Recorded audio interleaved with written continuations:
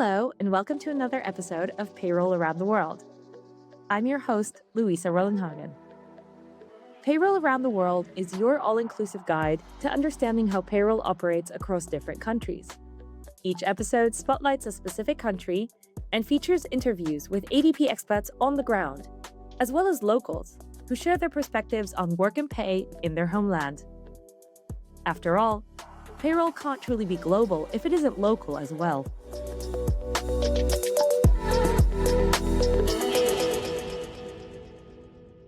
Today, we're heading to Sweden. This Scandinavian nation has given the world many indispensable gifts, such as ABBA, flat pack furniture, and a design aesthetic that's the envy of every well-curated Pinterest board devoted to Scandi style. Sweden's economy is also one of the most developed in Europe, with a strong sense of equality baked into its labor laws. The country's labor landscape is also characterized by some genuinely surprising complexity, particularly when it comes to benefits, holiday pay, and the cultural norms of Swedish working life. Some countries are maybe a bit more metric driven, maybe more prone to micromanage almost. Whereas in Sweden, people are keen to help you succeed as an organization, but as long as you take them on that journey and explain the story to them. These cultural norms also extend to payroll. Swedish employees place a big premium on trust, and getting payroll wrong can create significant tension. I would definitely say that Sweden is very particular about payroll. A company can literally get a bad reputation if they can't get the payroll right. But that's not the only thing a multinational employer in Sweden needs to keep in mind. Certain things that can seem pretty straightforward, such as benefits, are actually quite complex because of the specific taxation rules surrounding them. Employees may think twice about accepting benefits offered by their employer and instead expect a different perk. So salary-wise, if I would have taken all of the benefits that were offered, I would get paid around 10,000 krona less every month. And this would also affect my retirement funds, as well as the accumulated sick day pays, etc. That was Carlo, a Stockholm based consultant who found himself navigating Sweden's benefit taxation rules the hard way. We'll hear more from him shortly. And those other voices you heard? That was Ingela Persson and Ben Dale Goff, our ADP experts for today.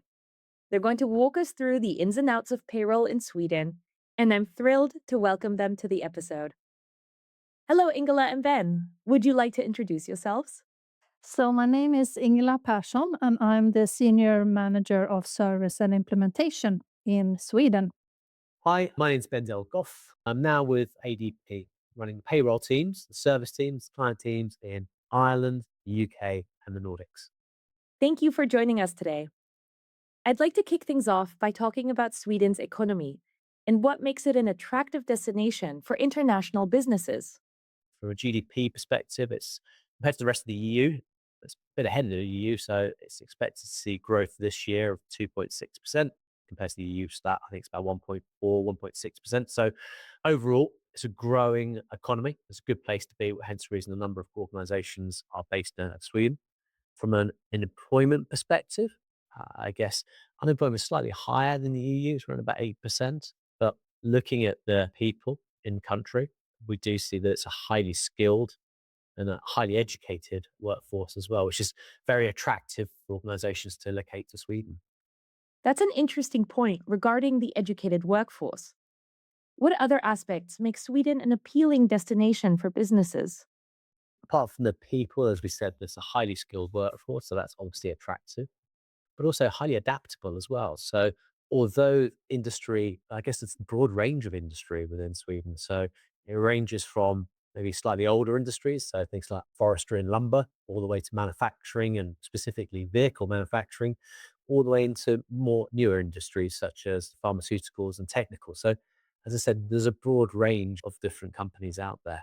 As allied to that, there's a high level of individuals who are bilingual, specifically with English as well. So again, that makes it very attractive to other organizations. And like you say, there's a higher proportion of globally headquartered companies based out of Sweden compared to countries of a comparable size. So it is really attractive, and that's what makes the market in terms of employment quite competitive.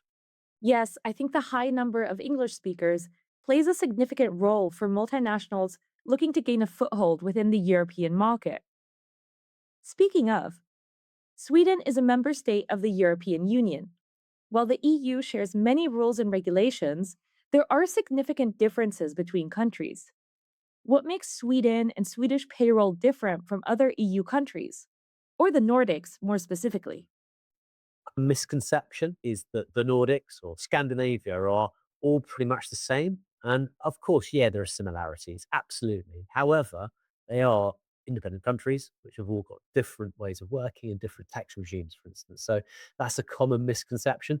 Although there is a lot of shared services between the Nordics. So there might be, for instance, might be teams based in Stockholm and Sweden that might support payrolls in Finland or Norway or Denmark. So that is a common operating model, but just need to be clear that actually they are different markets with very, very different payroll requirements and tax regimes. We are similar, but definitely not to the point where people might think that we are. There's also a difference in currency, right? Finland has the euro, but Sweden has the krona. Sweden is also notably stable from a regulatory perspective. That's something that matters significantly for companies planning long term. Now, some of the things that makes Sweden an attractive place for international organizations to come into. So a stable environment from a political perspective, stable environment from an economic perspective, and also from a legislative perspective, it remains pretty stable as well. So all those things combine to make it a very attractive place for companies to base themselves. Let's dive into some details about running payroll. In your experience, what are the biggest challenges or obstacles that multinationals encounter when it comes to payroll in Sweden? I think it's a bit of almost a cultural thing, really, in terms of payroll and the importance that that has within organizations. So I guess within certain countries, payroll could almost be viewed as a more administrative task, a clerical task that has to be fulfilled. Whereas in Sweden, it's more of a core requirement within organizations. So it's important that really accuracy is there. Nobody wants to make errors. Nobody wants there to be inaccuracies in any country whatsoever. But in Sweden, it's more of a kind of a breach of trust, I suppose, when there are errors or if there are ever errors. So it's just a deeper integration within any organization. I would definitely say that Sweden is very particular about payroll. A company can literally get a bad reputation if they can't get the payroll right. There's very little room for mistakes. So it is about trust, as Ben said. It's about trust how the company will be perceived from the employees, whether they can manage your payroll or not in the right way. Just to add, just the importance that payroll and getting it right is considered within Sweden because it can be super detrimental to any organization should they be passed to any kind of fine because that gets out there. People know about it and there's a reason not to work for that organization. So, yeah, I guess as a country, people are more sensitive to it and aware of it. And what are some of the consequences of getting payroll wrong beyond reputational damage? The obvious is the tax authorities, and I think that's not necessarily a Swedish thing. Tax authorities in all countries always want to have it. So it can be big fines, and if you do the declaration wrong or if you don't are fully into the correct reporting. Statistics is also very important and mandatory that we have to send in to the government, different type of statistics. But what happens is not only the bad reputation, it's actually fines, I would say, that you get fined, and it can be very high fines for not doing the correct reporting. Since you mentioned the tax authority, I'd like to speak about one of the things that can really catch multinationals off guard, namely the taxation of benefits. In Sweden, the rules around perks like a company car, a gift, or even an employee lunch are very strict for both employees and employers. What most international companies react to is actually the taxation, and especially the taxation of benefits, which is quite high in Sweden. So, where can things get confusing? Definitely with meals or When traveling, I obviously have to eat something when I'm traveling. That also need to be taxed. The complexity comes to that Swedish employees might say, I don't want them benefits because it costs me too much as an employee. So I've worked in companies like that where actually HR or compensation and benefit have looked into what maybe we should not have the same benefits that we have, for example, in the US, because in Sweden they don't actually become so much of a benefit. So they have been discussing, can we give something else that works better in Sweden so that we don't have to be so much taxed? The consequence of all this is something that might surprise employers from other countries. As Ingela said, Swedish employees sometimes actively turn down benefits because the tax burden makes them not worth taking. That's exactly what happened to Carlo. Carlo is a Stockholm-based consultant who worked for a healthcare company. When his employer asked him to relocate temporarily to Uppsala, a city about an hour north of Stockholm, he was offered a package of benefits to make the move easier. My name is Carlo, and I live in Stockholm and have been employed for a healthcare company as a consultant. During the time that I was working as a consultant, I was based here in Stockholm, but the consultancy firm asked me to work in Uppsala.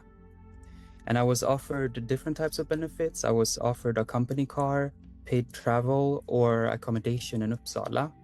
While this sounds like a pretty standard relocation package, Carlo started looking into what those benefits would actually mean for his take-home pay.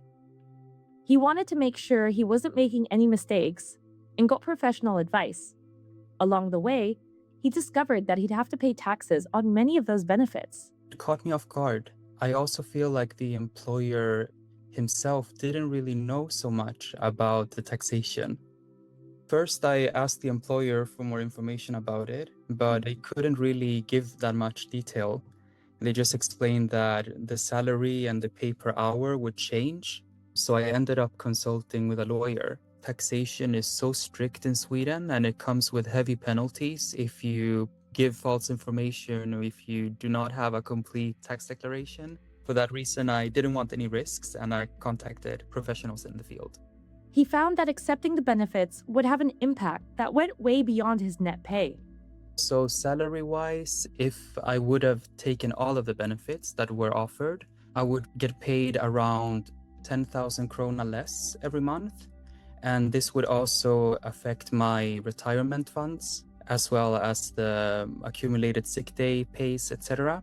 And in terms of the tax refund, because it is deduced from the salary paid before taxes, this could have led to me having to perhaps reach a breaking point in terms of the tax refund, or perhaps even have to pay back a few thousands. Carlo ended up turning down the benefits. But he ended up negotiating a different arrangement with his employer. I ended up negotiating to get an apartment in Uppsala instead, but rather than having it paid for by the company, I just asked them to find an apartment and then I would rent it myself directly. With his employer handling the logistics, but Carlo paying for the rent himself, the arrangement avoids becoming a taxable benefit, while still easing the burden of relocation.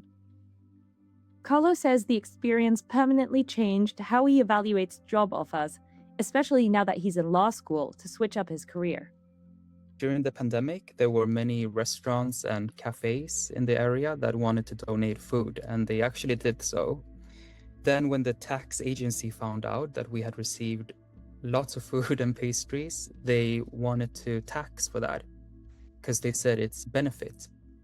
And that actually became such a big thing and a big problem in the whole country that they had to pass a new law, a temporary law, in order for the tax agency to not tax anyone.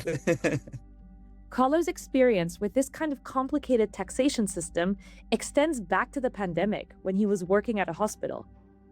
I would say that I've become more focused on the net value and how well different parts of a compensation package would align with my actual needs and lifestyle. So these days, or in the future when I graduate from law, I think I will look at the full picture rather than just what sounds attractive on paper.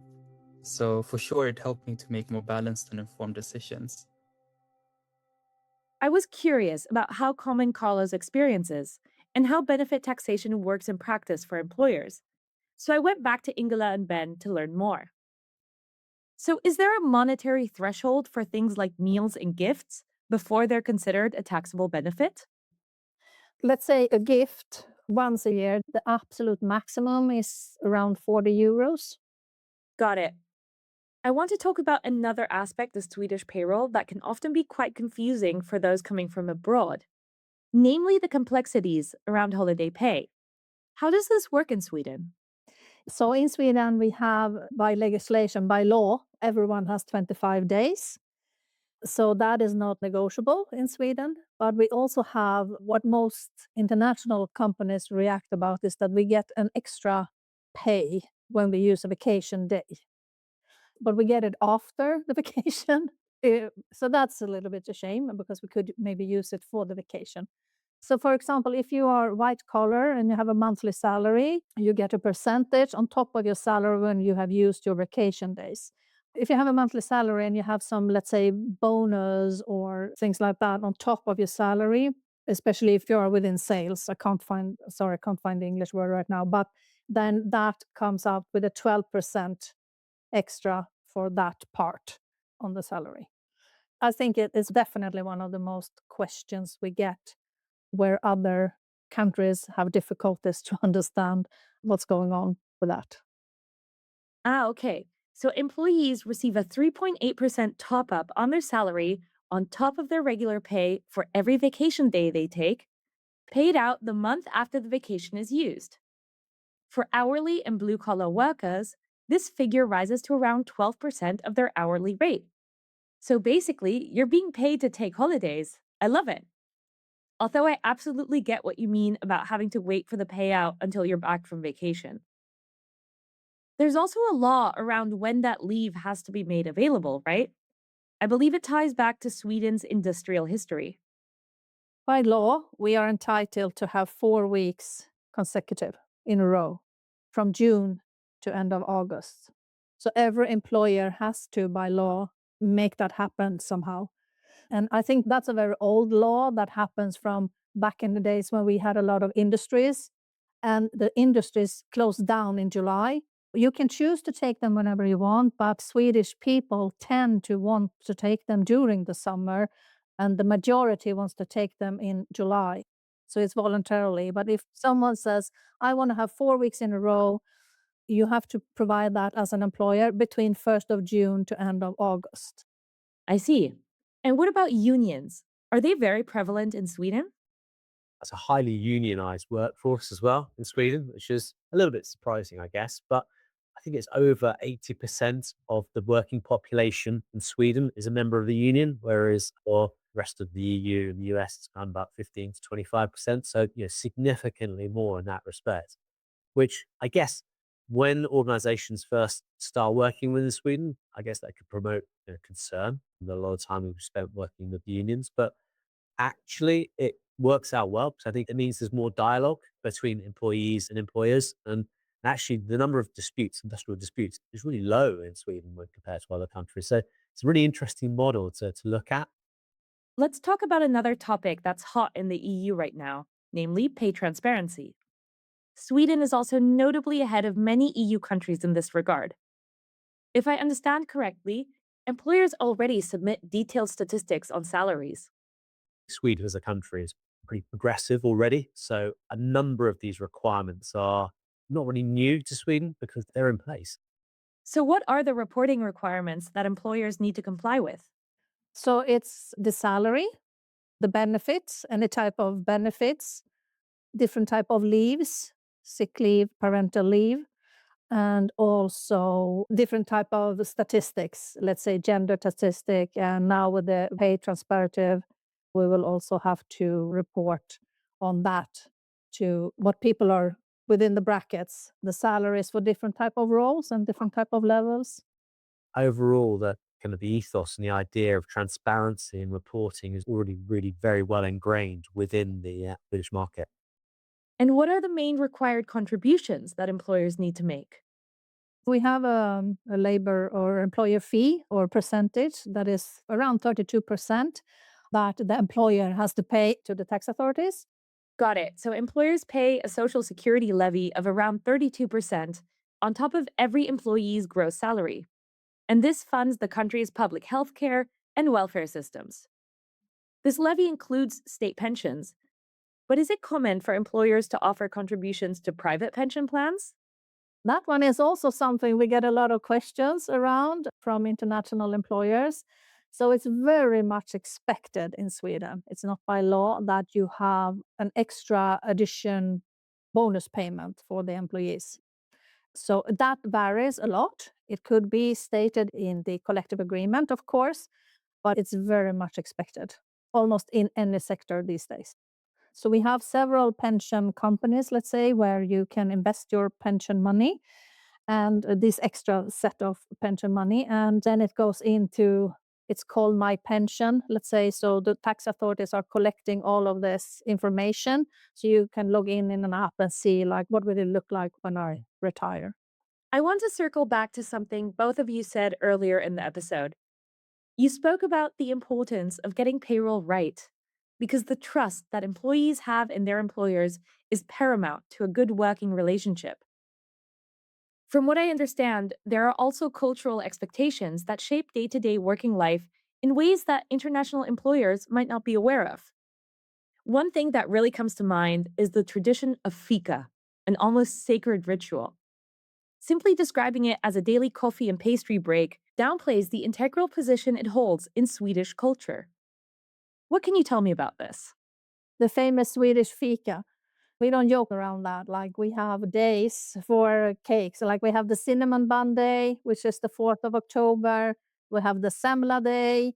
And I remember having to tell Ben in late September, I said, well, I need some budget because I need to buy cinnamon buns. He looked a bit surprised, but I said, no, it's a must. We have to do that. I've definitely learned about that, that's for sure. It's good, but actually that potentially you should take to other countries as well. I mean, it's just good investing time to be able to just sit there, focus, concentrate, put the phone away, and just like enjoy the time with somebody else. So I think it's a great concept that we could all learn from. Got it. So employers cannot be skimping on fika provisions. What other cultural aspects of the employee employer relationship stand out to you? We have horizontal organizations. So we are very outspoken. And I would also say that Swedish people always want to know the why. And I think Ben can testify to that. Certainly can. I think one of the things I learned when I started working with the team over in Sweden was any good leaders always has to adapt and understand how they work with the people in that particular country because every country is different and you've got to understand those nuances and adapt yourself to that. But as English here, what I found is that actually people are, I guess, a bit more questioning and want to understand why you're looking to achieve something. So I think it's important to articulate what is the vision and what's that going to look like and why are we looking to do it. And then I think I've found that I've needed to invest more time in actually talking people through the why and helping you understand it. And then once you do get that understanding, then people are bought in and are completely aligned in helping you deliver against whatever the goals are you're trying to achieve. So rather than some countries are maybe a bit more metric driven, maybe more prone to micromanage almost. Whereas in Sweden, people are keen to help you succeed as an organization. But as long as you take them on that journey and explain the story to them. Right, so the hierarchies are quite flat, which may come as a surprise to multinational employers who are accustomed to a different management style. We're nearing the end of the episode, but before I let you go, I'd like to ask my favorite question. What do you love most about working in payroll in Sweden? You make people happy every month.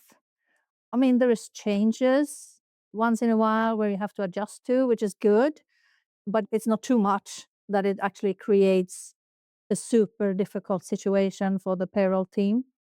It's just very fun. I don't know.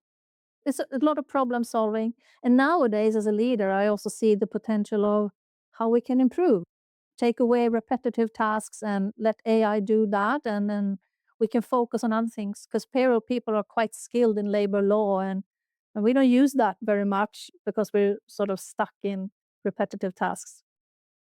There are rules set in place where people can take 4 weeks off holiday if they want to in the summer, but they will still ensure payroll gets done.